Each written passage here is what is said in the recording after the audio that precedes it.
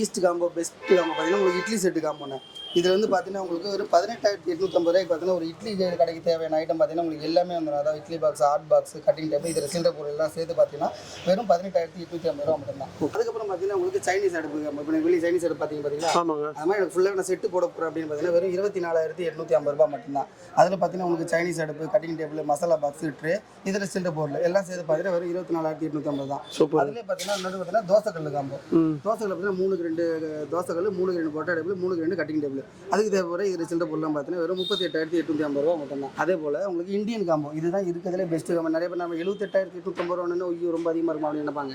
இது சும்மாவே நீங்களாவே ஒரு அப்ராக்சிமேட்டாக கணக்கு போட்டு போகிறீங்கன்னா இந்த பெயின்மெரி, அடுப்பு, ரேக்கு, கட்டிங் டேபிள் இதுவே வந்துட்டு பார்த்தீங்கன்னா இந்த ரேட்டு தாண்டும். இது வெளியே எடுத்தீங்கன்ற பட்சத்தில் நம்ம வந்து மொத்தமாக நம்ம கொடுக்குறோம் அப்படின்றப்ப உங்களுக்கு கம்மி. இதில் வந்து பார்த்தீங்கன்னா உங்களுக்கு Indian table double rate full and full ஸ்டீலில் வந்துடும்.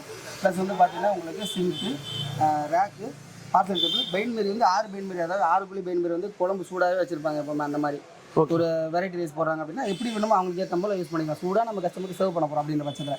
அப்புறம் கட்டிங் டேபிள் அதுக்கு தேவைப்பட இதில் சில்லற பொருள் எல்லாம் 25 பொருள் 25 பொருள் 78,850 ரூபாய் மட்டும்தானே.